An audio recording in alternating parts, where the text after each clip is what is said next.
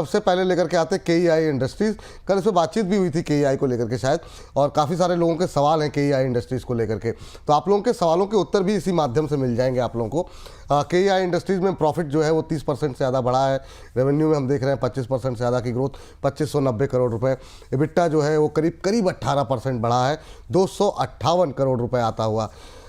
Margin almost flat है, तो जैसा था वैसा है। चलिए जरा एक बार नज़र डालते हैं KEI इंडस्ट्रीज़ पर अभी की क्या सिचुएशन देखने को मिल रही है। अभी 2.5% नीचे, 3893 3894 इंट्राडे लो के आसपास ट्रेड करता हुआ। सर प्रदीप जी, आपसे शुरू करना चाहेंगे, बताइए क्या करें। बीते अगर हम एक महीने में देखें तो 2-3% की रैली रही है, आपकी टिप्पणी क्या रहेगी अभी? विपुल जी, मुझे लगता है कि एक रिसेंट ना टॉप ऑलरेडी बना दिया है ऑलरेडी 4,000 के आसपास, और मुझे लगता है कि एक बार जो स्टॉक है 4,000 के आसपास एक टॉप बना के थोड़ा बहुत यहाँ पे कंसोलिडेशन होने वाला है। टाइम लगेगा, अभी ब्रेकआउट वाला कोई सिचुएशन नहीं है, डे लो के आसपास है। मुझे लगता है कि यहाँ पे और थोड़ा डीप देखने को मिल सकता है। 3,650 से 3,700 ये जो रेंज है, मुझे लगता है कि ये रेंज कमिंग सून है। मतलब करेंट जोन से नियर अबाउट 180 टू 200 पॉइंट्स मुझे लगता है कि नीचे और भी आ सकता है। बट उस जोन पे मैं बाय करना पसंद करूंगा जिनके पास है ऐसा फंडामेंटल ज़्यादा कुछ प्रॉब्लम है नहीं है, क्योंकि स्टॉक ने ऑलरेडी बहुत अच्छा खासा रिटर्न दिया है 2020 से लेके 2024 तक। उसके बाद टॉप बनाने के बाद नीचे आया था, फिर से बॉटम बना के गया। अब रिसेंटली जो टॉप है, मुझे लगता है कि यहाँ पे अभी प्राइस करेक्शंस बाकी है, टाइम करेक्शन भी बाकी है, दोनों अभी बाकी है। तो इसलिए मेक श्योर आपका एंट्री जोन 3650 से लेके 3700 के आसपास होना चाहिए, लेकिन करेंट जोन से मुझे लगता है कि और थोड़ा नीचे आने का पॉसिबिलिटीज हो रहा है। चलिए ठीक है, ये बात KEI इंडस्ट्रीज़ को लेके निकल के आई है। और अब जो है एक शेयर पे जिस पे हमने पहले बातचीत की थी, लेकिन उसको भी इस सेगमेंट में लेकर के आ जाते हैं और पंकज जी के पास चलते हैं। सर डिक्सन पे आपका व्यू जानना चाहेंगे। रिजल्ट अच्छे रहे हैं, रिजल्ट भी जरा इसके ले आइए। आज 3% की तेज़ी हो, अब 16,600 क्रॉस हो गया है। और सर मुनाफा 100% डबल हो चुका है, 140 से सीधे 280। आय में भी 95% की ग्रोथ रही है। EBITDA शानदार इंप्रूवमेंट 89%, मार्जिन ऑलमोस्ट फ्लैट रहे हैं। तो पंकज जी, अभी 16,600 के आसपास क्या कोई गुंजाइश बनती है नई खरीदारी की? दूसरा, जिनके पास है वो डिक्सन में क्या करें? जी विपुल जी, देखिए फ्रंटलाइन आईटी स्टॉक से बेहतर तो हमेशा से अपना कन्विक्शन जो है वो मिड कैप आईटीज के अंदर ही रहा है। वैल्यूएशंस के लिहाज से अगर देखते हैं तो थोड़ा सा महंगा जरूर है, लेकिन जो आईटी के जो स्टॉक्स है उसको हम लोगों को जो है ट्रेडिंग के लिहाज से देखना है। कोई लंबे अवधि के लिए नहीं, 2 महीना 3 महीना इसका मोमेंटम अगर जब तक है उसके अंदर बाय करके चल सकते हैं। डेफिनेटली इसका जो स्टॉप लॉस है, जैसे प्रदीप जी ने बोला 15,400 का, वो शॉर्ट टर्म के लिए परफेक्ट लगता है मेरे को भी। 15,400 तक के स्टॉप लॉस के साथ में यहाँ पे बाय करने की सलाह रहेगी पोजिशनली। और 1:1 का ही हम लोग यहाँ पे इक्वेशन रखते हैं, तो मुझे लगता है कि 17,800 रुपए तक की इसकी हायर साइड के अंदर एक रेंज निकल कर आती है। इससे ज्यादा जब भी बढ़ना होगा तो वहां पे व्यू लिया जा सकता है। मैं बहुत बड़ी तेजी तो नहीं, लेकिन 1,001 पॉइंट तक की तेजी यहाँ पे जरूर देख सकता हूँ सर। हम्म। हाँ हाँ, चलिए ये बात यहाँ पर आ गई है। और इसके बाद अगले दर्शक का प्रश्न जो है जरा स्क्रीन पर लेकर के आते हैं। प्रश्न नहीं, मतलब आपकी जगह अगले रिजल्ट को लेकर के आते हैं, और ये रिजल्ट यहाँ पर देखना पड़ेगा। सर डिक्सन हो गया, आप जरा डालमिया भारत के रिजल्ट लेकर के आ जाइए फटाफट। सीमेंट को लेकर के हम लगातार बातचीत कर रहे हैं, और शानदार रिजल्ट जो है वो डालमिया भारत में निकल के आए हैं। प्रदीप जी, मुनाफा 171% बढ़ गया डालमिया भारत का, 145। मुझे लगता है इसमें कुछ समस्या है, क्योंकि जो है जिस तरीके से इनकी रेवेन्यू बढ़े हैं, ये हो सकता है कोई वन साइड इनकम आई हो इनको, लेकिन मुनाफा 171% बढ़कर के 393 करोड़ रुपए के आसपास रहा है। रेवेन्यू में आधे % की ग्रोथ रही है। EBITDA अच्छा इंप्रूव हुआ है, 32% के आसपास का इजाफा। मार्जिन्स में जो है वो अच्छी बढ़त देखने को मिल रही है। हालांकि वो जो वो शेयर में भी वही रिफ्लेक्ट हो रहा है, करीब 2% के आसपास की गिरावट। टिप्पणी रहेगी प्रदीप जी आपकी कोई? देखिए, मैं ओवरऑल पॉजिटिव हूँ इस काउंटर को लेके, एंड मुझे लगता है कि ज़्यादा इसमें प्रॉब्लम कुछ है नहीं, क्योंकि जिस तरीके से एक बेस बनाया है और ऊपर आ रहा है, एक रेसिस्टेंस है ऑलमोस्ट 2,400 के आसपास। और रेसिस्टेंस क्रॉस करने डालमिया भारत आपने बताया, सॉरी, राइट? जी डालमिया भारत स्क्रीन पर है सर। जी sir, Dalmia Bharat okay, cement sorry, company. अलग चार्ट बता दिया, एक सेकेंड। हाँ, जी। देखिए जिस तरीके से यहाँ पे एक बेस बनाया है। मुझे लगता है कि मैं पॉजिटिव ही हूँ, रिजल्ट भी अच्छा है। लेकिन शॉर्ट टाइम में सर यहाँ पे ज़्यादा कुछ मोमेंटम नहीं आने वाला। मुझे लगता है कि एक बार वेट करना बहुत इंपॉर्टेंट है। और जिस तरीके से यहाँ पे आज भी देखिए थोड़ा बहुत करेक्शंस हो रहा है, मुझे लगता है कि कभी भी अगर आपको बाई करना है ना फ्रेश, जिनके पास है बने रहिए, सच कोई प्रॉब्लम नहीं है। लेकिन अगर आपको फ्रेश बाई करना है तो एक बार 365 से लेके 360 के एक जो लेवल है उसके लिए वेट करना चाहिए। अभी 390, और मैं हमेशा बोलता हूँ एक अच्छा स्टॉक जी महंगा प्राइस पे लेना जी। सही नहीं है। 360 के लिए एक बार वेट कीजिए। ठीक। पंकज जी, आप कुछ कह रहे हैं सर? सर जी, आप जो रेट दिखा रहे हैं यहाँ पे, ये दालमिया शुगर्स के रेट दिखा रहे हैं, और दालमिया भारत के जो रेट है मैं वो सीमेंट एक बार जरा स्टॉक है। डालमिया भारत का रेट फिर से दिखा दीजिए जरा। ये बेसिकली मैं कंफ्यूज हो अभी गया। डालमिया भारत 2278 पे चल रहा है। अभी जरा एक जी बार, जी। अभी जो प्राइस दिखा रहे थे एक बार दिखाइए, मैंने भी ध्यान नहीं दिया, एक बार जरा थैंक यू। दिखाइए। 389 दालमिया थैंक शुगर्स की दिखाया उन्होंने, नाम उनका वहां पे, तो इसलिए कंफ्यूजन हो गया मेरे जी को भी। जी जी। नहीं तो तो जो पीसीआर की टीम रिजल्ट्स थोड़ा जो सा दिखाए अलर्ट गए। रहिए आप लोग, है ना। आज जो है ना इस भाव को लेकर के थोड़ी सी सजगता आप लोग दिखाइए, वरना फिर समस्या हो जाएगी दर्शकों को। मैं यहाँ पे कुछ बोलना चाहूंगा। हाँ। पहले मैंने ओपन ही किया था डालमिया जो भारत है उसका चार्ट, फिर मैं कंफ्यूज हो गया। फिर मैंने शुगर का चार्ट ओपन किया। And thank you Pankaj ji, आप ऑलवेज करेक्ट करके देते हो। कभी भी कुछ होता है तो आपका एकदम जो है चार्ट एकदम परफेक्टली आप टाइम पे पकड़ लेते हो। Thank you so much. देखिए बेसिकली गलती हो जाता है, कोई बात नहीं, हमसे भी गलती होता है, आपसे भी, पीसीआर टीम से भी होता है, कोई बात नहीं, ऐसा होता ही रहता है। सो एक्चुअली देखिए जो टॉप है 2400 के आसपास, तो 2400 के आसपास मुझे लगता है कि एक बार क्रॉस करने पे आपको बाय करना चाहिए। और जिस तरीके से इंटर द सेगमेंट अभी चला नहीं, तो मुझे लगता है कि वेट कीजिए, 2400 के बाद आपको लेना चाहिए, अभी नहीं। क्योंकि अभी आप बाय करोगे ज़्यादा ऊपर जाने का पॉसिबिलिटीज नहीं लगता है मुझे। 150-200 पॉइंट ऊपर जाने पे एक रेसिस्टेंस है, तो एक बेटर होगा रेसिस्टेंस के ऊपर ही लीजिए। और सर बहुत इंपॉर्टेंट हो जाता है, क्योंकि चार्ट में अगर प्राइस कुछ गलत जी। हो जाता है ना, तो हमें रैशन बनाना पड़ता हाँ है बिल्कुल बिल्कुल बिल्कुल। एंड ऑफ द डे, नहीं तो नहीं, उसमें थोड़ा ये प्रॉब्लम हमारी होता तरफ से चूक थी, इसके लिए मैं क्षमा प्रार्थी हूँ। और आगे से इस तरह की गलती ना हो, ये हम इंश्योर करने की कोशिश करेंगे। लेकिन इस बीच अगले रिजल्ट की तरफ बढ़ते हैं, और समय भी हो रहा है पंकज जी का। तो पंकज जी से फटाफट समझने की कोशिश करते हैं जेनेसार टेक को लेकर के। सर, जेनेसार टेक क्या टिप्पणी रहेगी यहाँ पर? समस्याएं लगातार बनी हुई हैं आईटी क्षेत्र को लेकर के। 3.4% हालांकि कंपनी का मुनाफा जो है वो पिछले तिमाही के मुकाबले बढ़ता हुआ दिखाई दिया है। रेवेन्यू में भी 2% के आसपास की ग्रोथ देखने को मिली है। हालांकि एबिटा में थोड़ा सा दबाव यहाँ पर ज़रूर आता हुआ दिखाई दिया है। लेकिन सर अभी क्या करना, कुछ कोई गुंजाइश है? 3% के आसपास की गिरावट। सर बहुत लोग बुलिश हो रहे थे, मुझे भी लग रहा था आईटी में रिकवरी आनी चाहिए, वो आई नहीं ना। रिजल्ट रिफ्लेक्ट कर रहे हैं ना सेंटिमेंट। क्या टिप्पणी सर, पंकज सर? विपुल जी, मैं सिर्फ एक बात पूछना चाह रहा हूँ कि जस्ट एक काउंटर क्वेश्चन है कि इसके अंदर क्यों तेजी आनी चाहिए आईटी के हाँ। अंदर। ये बहुत बड़ा सवाल है। देखिए, हम लोग कोई प्रोडक्ट बेस, हम लोगों की कोई कंपनी नहीं है। जिस हिसाब से टीसीएस के रिजल्ट्स आए हैं, और 2 साल से जिस रेंज में टीसीएस चल रहा है, वो एक बहुत पेनफुल है। इन्फोसिस हो गया, टीसीएस हो गया, एक विप्रो के अगर एक रिजल्ट छोड़ देते हैं, तो ओवरऑल सारी टेक्नोलॉजी के शेयर्स के अंदर हम लोगों को काफी काफी मार हम लोगों ने सही सही है यहाँ पे। होता क्या है सर कि हम लोग है ना, नैस्डैक को देखकर इंडियन आईटीज के अंदर हम लोग काम करने की कोशिश करते हैं। बेसिकली हम लोग सर्विसेज का काम करते हैं, और वो लोग जो है वो प्रोडक्ट बेस्ड कंपनीज हैं। चाहे वो आप ना हम तो चिप्स बनाते हैं ना कोई प्रोडक्ट बनाते हैं। उनकी सर्विसिंग के लिए जो बड़ी कंपनीज यूएस के डॉलर के ऊपर ज्यादा डिपेंडेंट है, और डॉलर अगर जब गिरता है या डॉलर अगर जब बढ़ता है, तो उसका एक कहीं ना कहीं बेनिफिट और नुकसान जो है वो आईटीज के अंदर हम लोगों ने विटनेस किए हैं। सबसे बड़ी डिसअपॉइंटमेंट मुझे टीसीएस के रिजल्ट्स से ज्यादा उनकी कमेंट्री से हुई है, तो जिसके चलते आईटी आने वाले समय में प्रेशर में रह सकता है। आईटी का सीधा इम्पैक्ट जो है वो निफ्टी के ऊपर होता है, तो निफ्टी को बढ़ने के लिए जो है उतना बार्गेनिंग पावर नहीं होता है मेरे ख्याल से। मिड कैप आईटी के अंदर कुछ चुनिंदा स्टॉक्स है, जैसे हम लोगों ने अभी डिस्कस किया, डिक्सॉन जैसे स्टॉक है या परसिस्टेंस जैसी कंपनी है, वहां पे पैसा लगाना ज्यादा उचित रहेगा। जेंसर के अंदर अभी एक फ्रेश ब्रेकडाउन दिख रहा है विपुल जी। अगर ये 788 की लेवल अगर आज दिन के अंदर ये क्रॉस कर देता है क्लोजिंग बेसिस पे, तो मुझे लगता है कि 760 740 तक की लेवल्स इसके अंदर आने में ज्यादा समय नहीं लगना चाहिए मेरे हिसाब से। अगर कोई इसको होल्ड कर रहा है तो एग्जिट करने की सलाह रहेगी 788 के नीचे। ठीक। चलिए, तो ये बात यहाँ पर निकल करके आई है।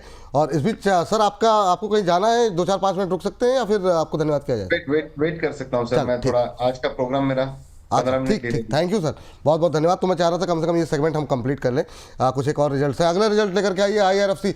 दो महत्वपूर्ण कंपनियां जिस पर खास तौर से हम थंब भी लगाएंगे, इस पर डिटेल में बातचीत भी करेंगे। IRFC जरा लेकर के आइए। रेलवे को लेकर के बहुत लोगों की पोजीशन फंसी हुई है। प्रॉफिट में 11% के आसपास का, 11.25% के आसपास का इजाफा देखने को मिला है। ये 1746 करोड़ रुपए आए। हालांकि यहाँ पर वो 2.25% के आसपास ही बढ़ती हुई दिखाई दी है, 6,915 करोड़ रुपए। ब्याज से इनको जो आय होती है वो काफ़ी जो है, उसमें जो है 17% का इजाफा यहाँ पर IRFC में देखने को मिला है। वो बढ़ करके मुझे लग रहा है कि शायद यहाँ पे नंबर्स में कोई, अच्छा नहीं, 17% घटी है, माफ़ कीजिएगा, सॉरी मेरी गलती है, 1497 करोड़ रुपए रही है। और ये नंबर्स के बावजूद हम देख रहे हैं कि IRFC में आज अच्छा मोमेंटम बनता हुआ दिखाई दे रहा है। प्रदीप सर, IRFC 2.5% ऊपर, 134 का लेवल, डेली सवालों की झड़ी लगी हुई है। भर भर के लोगों के पास पोजीशन है, हायर लेवल पे काफ़ी लोग फंसे हुए हैं, उनके लिए क्या सलाह रहेगी? और इस रिजल्ट के बाद क्या यहाँ पर कोई बाइंग बनती है फ्रेश?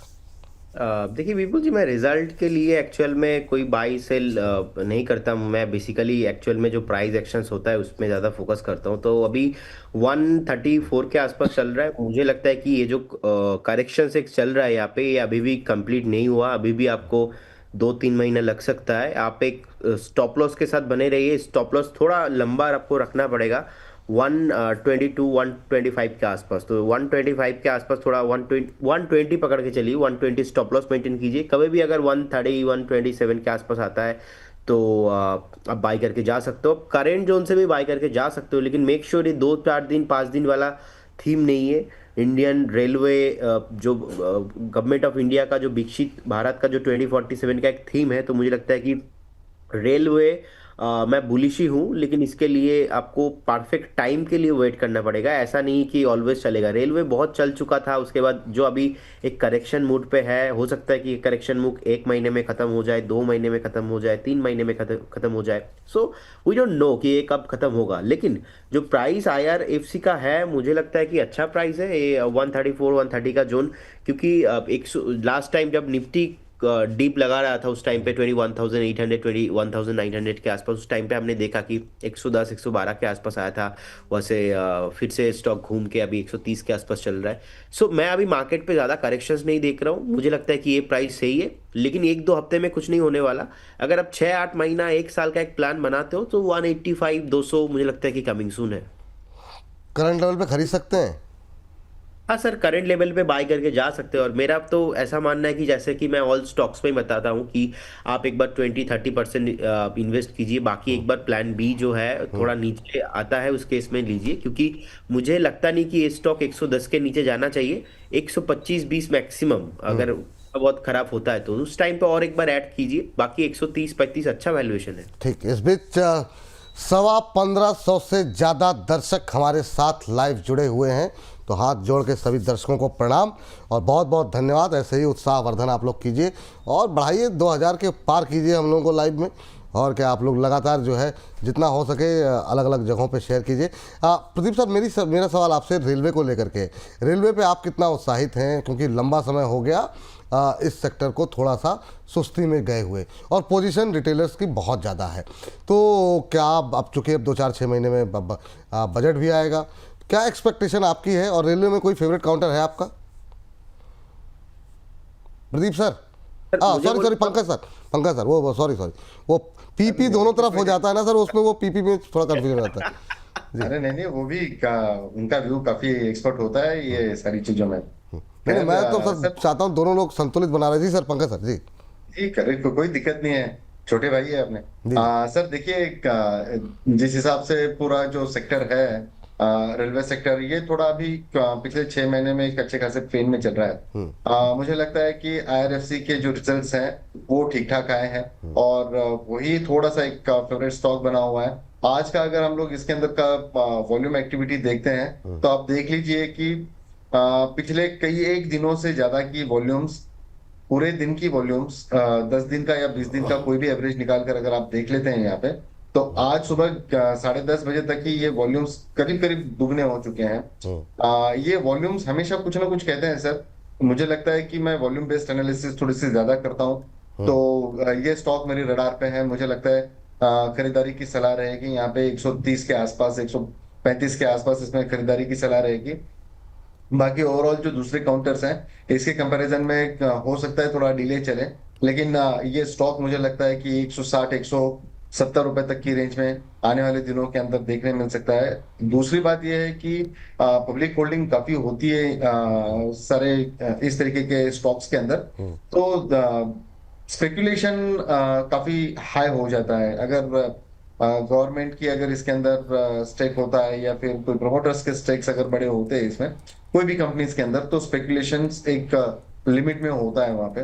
तो मेरे ख्याल से irrespective of all this things IRFC के अंदर खरीदारी की सलाह रहेगी। टारगेट 160 170 रुपए तक के देखने मिल सकते हैं शॉर्ट टाइम फ्रेम में। इनमें मतलब बाकी रेलवे में कोई पसंद है क्या सर आपको, या फिर अभी अवॉइड करेंगे आने दे रिजल्ट? देखिए सर, आईआरसीटीसी भी एक बढ़िया काउंटर है। जी। हालांकि सेक्टर का लीडर काउंटर है, लेकिन काफी समय से वो चला नहीं है। पिछले 2 साल से बहुत ही रेंज में ये घूम रहा है। जी चलिए, मेरे हिसाब से एक आईआरसीटीसी एक अच्छा प्ले हो सकता है साथ ही ठीक। साथ। आईआरसीटीसी दूसरा प्लेयर हो सकता है। प्रदीप जी आपके पास कोई कॉल आई है? करंट जोन से बाय करने का सलाह रहेगा डेटा मैट्रिक्स ग्लोबल सर्विस। देखिए अभी 818 817 के आसपास चल रहा है। मुझे लगता है कि करंट जोन से बाय करना चाहिए। इसका जो पहला टारगेट रहेगा 835 और सेकंड टारगेट रहेगा मेरा 865। पहला टारगेट 835, सेकंड 865। 4-5 दिन का व्यू बनाइए एंड मुझे लगता है कि एक 790 का स्टॉप लॉस आप मेंटेन कीजिए। 790 का स्टॉप लॉस, 865 मुझे लगता है कि कमिंग सून 4 से 5 दिन का व्यू रहेगा। डेटा मैट्रिक्स के शेयर को जरा स्क्रीन पर लेकर के आइए। 5.5% ऊपर 817.40 का यहाँ पर भाव देखने को मिल रहा है। यहाँ पर 835 का पहला लक्ष्य जो है दिया गया है। दूसरा टारगेट जो है वो 865 865 का है। 835 865 दो टारगेट यहाँ पर दिए जा रहे हैं। स्टॉप लॉस 790 ये दिया गया है, तो इस पर आप लोग ध्यान रखें। अभी 817.40 देखिए आ गया 813 के आसपास। इसको जब थोड़ा सा एक बार के लिए रिफ्रेश करेंगे तो मुझे लगता है कि ये अभी जो है 817 के आसपास शायद चल रहा है। ये 5% की मजबूती यहाँ पर ध्यान रखिए। और 835 और एक अपडेट देना चाहूंगा। परादीप का जो मैंने कॉल दिया था ना, ऑलमोस्ट टारगेट अचीव के आसपास आ चुका है, तो एक बार प्रॉफिट बुक करने का सलाह रहेगा। और second thing, blue jet health care का जो टारगेट दिया था उसका पहला टारगेट के आसपास से थोड़ा नीचे आया है, तो उसमें भी प्रॉफिट बुक करने का एक बार सलाह रहेगा। पराग मिल का मैंने कॉल दिया था, पहला टारगेट आ गया था 258 एंड उसके बाद मैंने फोर्स मोटर का भी आपको कॉल दिया था। फोर्स मोटर का इसमें पहला टारगेट भी अचीव है। और सेकंड मैंने स्टार सीमेंट का कॉल दिया था 243 का जो है टारगेट था पहला टारगेट, तो इसमें भी एक बार शॉर्ट टर्म पे प्रॉफिट बुक करने का सलाह रहेगा। ये सारा अपडेट था जिसमें टारगेट आया था, मैंने सोचा एक बार आपको बता दूं। नहीं बिल्कुल। और जो दर्शक देख रहे हैं ना वो बाद में पूछें, उससे अच्छा ये कि अपडेट मिल जाए भाई। बैक टू बैक आपको कॉल दी जा रही है तो उस पर अपडेट आप लोग बार बार पूछें। उससे अच्छा ये कि एक ही बार में सारे अपडेट आ गए लोगों के सामने। चलिए अगला जो है वो मेरा जो सवाल प्रदीप जी से है, अगले स्टॉक इस पर भी दोनों लोगों की राय हम जानना चाहेंगे, और वो है पेटीएम। पेटीएम पर जो है ज़रा इसका थोड़ा आखिर तक मैंने रोक के रखा इसके रिजल्ट को।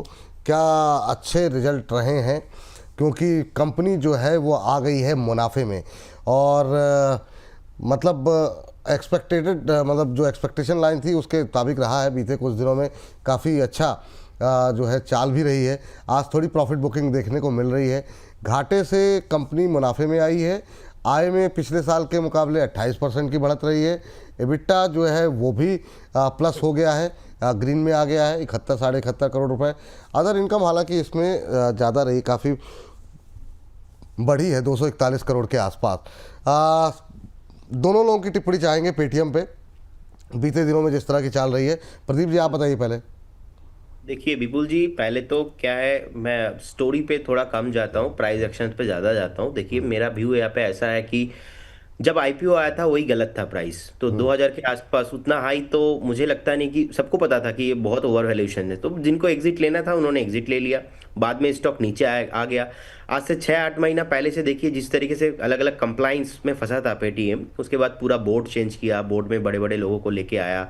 गलतियां होता है तो उनसे भी हुआ है, तो उस टाइम पे हमने देखा कि 500 के नीचे आ गया था, उसके बाद धीरे धीरे रिकवरी करके अभी वो 1040 के आसपास चल रहा है। सो रिसेंटली पेटीएम को security exchange board of India से रिसर्च एनालिस्ट का लाइसेंस भी मिला, तो कमिंग डेज में वो लोग भी अपना model portfolio stocks mutual fund में तो ऑलरेडी हो ही रहा है, तो कमिंग डेज में आने वाला है। और इनफैक्ट बिजनेस अच्छा है, प्रॉफिट में आया है, मुझे लगता है कि हो सकता है कि लॉन्ग टर्म में अच्छा हो, लेकिन जितना बार धोखा दिया है तो इसीलिए मैं करंट जोन से अवॉइड करूंगा। मैं बाय करूंगा पहले एक बार 1070 इसके ऊपर क्लोजिंग, एक वीकली क्लोजिंग मुझे चाहिए, उसके बाद जाके मैं पेटीएम में जो है बाई करना पसंद करूंगा। उस केस में हो सकता है कि एक बार आपको 1350 1400 के आसपास भी मिले, और एक बार बहुत टाइम बाद प्रॉफिट में आया है, तो ऐसा रिजल्ट क्वार्टरली मुझे और 2 3 3 4 5 देखना है।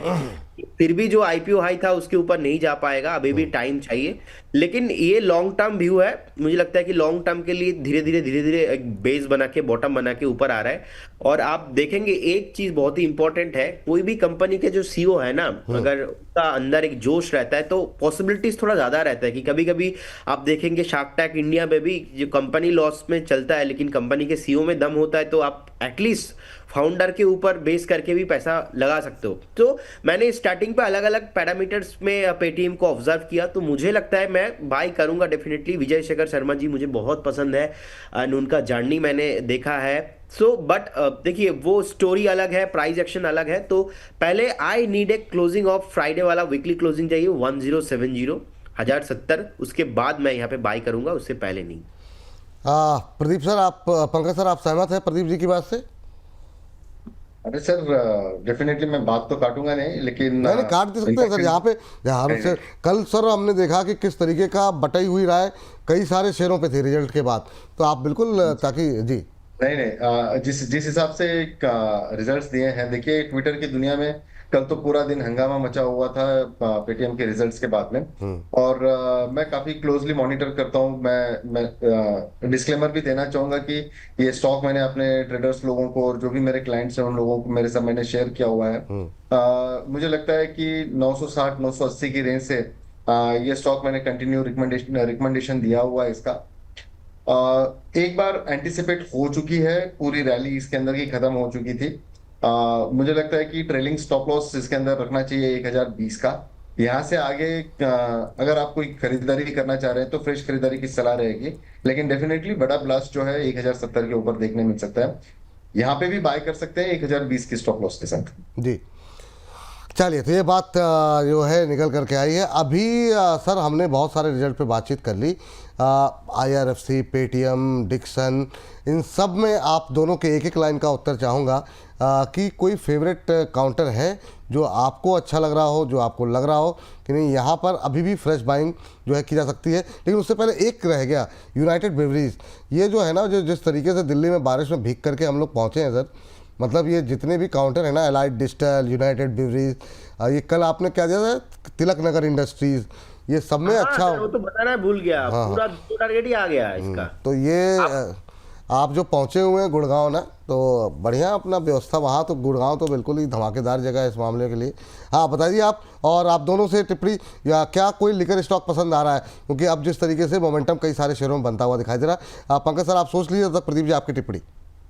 सर मुझे अभी लिकर वाले कोई स्टॉक्स में एक्चुअली ज्यादा कुछ पसंद नहीं आ रहा है। कल तो दिया था आपने, मतलब जो है तिलक नगर इंडस्ट्रीज। हाँ वो मुझे तब अच्छा लग रहा था, और ऑलरेडी मेरा पहला target I think second target also 475 का था। दोनों स्टॉक ही चल चुका है कल तो बहुत, मतलब जिस टाइम पे आपको मैंने बताया था ना, उस टाइम पे बस रैली स्टार्ट ही हो रहा है। तो सर कभी कभी क्या होता है ना, कुछ स्टॉक थोड़ा बहुत चल जाता है और वो थोड़ा लेट हो जाता है, तो थोड़ा बहुत इसलिए हायर प्राइस हो जाता है। लेकिन कल जो मैंने बताया था उसमें प्रॉफिट बुक करने का सलाह रहेगा। तो देखिए ऐसा तो बहुत सारे स्टॉक है कि टारगेट अचीव हो गया है, उसका अपडेट हमने नहीं दिया है। अब लोग ना ढूंढ के आपको वही स्टॉक बताएगा जो मान लो 15 स्टॉक पे 1-2 स्टॉक चलता नहीं है, ठीक है। तो मुझे लगता है कि स्टॉक्स में सर अभी भी पोटेंशियल है, 520 550 तक जाने के लिए रेडी हो रहा है। बट क्योंकि कल इतना बड़ा एक रैली हो चुका है, तो इसीलिए 1-2 दिन थोड़ा बहुत यहाँ पे करेक्शंस हो सकता है। बाकी अदर्स कोई भी स्टॉक्स मुझे इमीडिएट लेवल पे नहीं दिख रहा है कि ऊपर जाने के लिए बेटर हो सकता है। चलिए ठीक है। सर आपकी कोई टिप्पणी पंकज जी, और आप दोनों से मेरा जो सवाल था वो बेसिकली सवाल ये था कि अभी जो हमने बहुत सारे रिजल्ट्स जो डिस्कस किए हैं, उनमें कोई है जहाँ पे आप फ्रेश बाइंग करना चाहेंगे? जिसमें हमने IRFC डिस्कस किया, जिसमें डालमिया भारत, एक बार फिर से रिपीट कर देते हैं नाम, यूनाइटेड ब्रेवरीज से अभी थोड़ी बात हुई, पेटीएम का शेयर हमने डिस्कशन में हम लोग लेकर के आए हैं, इसके अलावा जो है डिक्सन टेक्नोलॉजी रहा। जी, इनमें से कोई पसंद आ रहा है आप लोगों को? जेनेसार टेक्नोलॉजी भी था, KI इंडस्ट्रीज भी था। जी जी, दालमिया दालमिया भारत एक बहुत स्ट्रांग कैंडिडेट लगता है सर। ऑलरेडी रिजल्ट आने के पहले ही 3-4 दिनों से ये एंटिसिपेट हो चुका था। अच्छे खासे प्रॉफिट्स देखने मिले और ऊपरी लेवल से रिजल्ट्स के बाद में कहीं ना कहीं प्रॉफिट बुकिंग यहाँ पे हम लोगों ने विटनेस करी है। मुझे लगता है कि दालमिया भारत एक बहुत बढ़िया ऑप्शन रहेगा। सीमेंट सेक्टर में काफी अच्छे मूव्स हम लोग आने वाले दिनों में देख सकते हैं। 200 डिमा के वहां पे अभी अप्रोच हो रहा है, लेकिन 2230 की रेंज ये रहेगी कि मैं वहां पे खरीदारी की सलाह दूंगा। और एक रिवर्सल का पैटर्न वहां पे बन सकता है 2230 के आसपास। स्टॉप लॉस जरूर मेंटेन करें 2150 रुपए का, और ऊपरी लेवल पे टारगेट आप 2350 2450 के मेंटेन करके चल सकते हैं। थैंक यू जी, थैंक यू सर। आज कोई डिस्क्लोजर सर? मैंने पेटीएम के लिए डिस्क्लोजर जरूर दिया है। डिस्क्लोजर के तौर पे वही है, अगर मैंने मेरी राय पे अगर कोई काम कर रहा है, कोई भी ट्रेडर अगर ट्रेड ले रहे हैं, तो अपने वित्तीय सलाहकार से जरूर राय मशवरा करें। इसके अंदर वित्तीय जोखिम शामिल होती है। So thank you very much. Thank you sir, thank you. Pradeep ji हमारे साथ अभी बने रहेंगे, और प्रदीप जी के साथ मेरा सवाल वही सर, इनमें कोई शेयर आपको अच्छा लग रहा है जो इतने सारे रिजल्ट्स आए हैं? पंकज जी जो बता के गया 2400 का टारगेट, और मैं 2400 के ऊपर बाय करूंगा, क्योंकि 2400 के आसपास एक रेजिस्टेंस है। किसमें सर, किसमें? नाम तो बता दीजिए शेयर का। डालमिया भारत, जो हाँ, कि डालमिया भारत, हाँ ठीक है ठीक में है। अभी रैली नहीं आया, और कल मैंने स्टार्ट सीमेंट का कॉल दिया था, उसका पहला टारगेट आया है। और कल सुबह आपको याद है रचित जी भी बात कर रहा था कि जिस तरीके से सीमेंट सेक्टर में एक जो है सेक्टर रोटेशन, जब हम एनालिसिस करते हैं तो सेक्टर रोटेशन जो अभी हो रहा है ना, तो मुझे लगता है कि नेक्स्ट रैली सीमेंट सेक्टर में डेफिनेटली पॉसिबल है। तो डालमिया भारत मुझे लगता है कि सर डेफिनेटली आपके पोर्टफोलियो में होना चाहिए। अभी बाय करेंगे तो अच्छा है, बट द कंसर्न इज वो अगेन वो रेसिस्टेंस पे जाके थोड़ा बहुत आपको फिर से वेट कराएगा, तो बेटर होगा एक बार 2400 के ऊपर का क्लोजिंग, तो 2400 इसके ऊपर एक वीकली क्लोजिंग पे आपको उसके बाद 2700 2800 3000 तक नॉन स्टॉप भाग सकता है। क्या होता है, रेसिस्टेंस होता है ना, तो उस पर जाके रुक जाता है। तो इसीलिए मेरा व्यू थोड़ा अलग रहता है, पर्सपेक्टिव अलग अलग रहता है। मैं जितने भी स्टॉक्स सिलेक्ट करता हूँ, मेरा एक रूल्स है, उस रूल्स के हिसाब से मैं फॉलो करता हूँ। तो 2400 के ऊपर मुझे लगता है कि डालमिया भारत होना चाहिए। डिक्सन भी सर अच्छा है, मुझे लगता है कि ये डिक्सन अगर एक बार 17000 के ऊपर, सॉरी सर एक्चुअली गला बहुत खराब है और आपको कोई पता बात ही है, नहीं, कोई बात नहीं सर। थोड़ा ट्रैवलिंग मैं तो मेरा। आज सोच रहा था आपसे गाना गाने के लिए कहने के लिए, लेकिन अब आपका गला खराब है तो नहीं करवाऊंगा। चलिए कोई बात नहीं। तो हालत मेरी भी खराब हालत मेरी भी खराब है। हाँ जी सर। हाँ तो सर डिक्सन मुझे अच्छा लगता है, और मुझे लगता है कि बहुत सारा पैसा लोगों को बना के दिया है, और आगे भी पॉसिबिलिटीज रहेगा डिक्सन में। और IRFC में सर मुझे लगता है कि एक बार 135 130 अच्छा जोन है, आप लेके जा सकते हो, ऐसा तो कुछ सर प्रॉब्लम नहीं है। तीनों स्टॉक ही अच्छा है, आप एक बार थोड़ा लॉन्ग टर्म का प्लान बनाइए। और सर जो मैंने अभी आपको कॉल दिया था ना, डेटा मैट्रिक्स अभी 820 के आसपास चल रहा है। एक बार अगर कभी भी आज दिन के दौरान 835 आता है तो प्रॉफिट बुक करने का सलाह रहेगा, क्योंकि मुझे लगता है कि 835 कमिंग सुन है, आज दोपहर तक आना चाहिए। आज दोपहर तक या तो कल सुबह तक आ जाएंगे। और 865 जो सेकंड टारगेट था 865 के आसपास, वो 2 से 4 दिन और टाइम लग सकता है, लेकिन स्टॉप लॉस स्ट्रिक्टली मेंटेन करना है।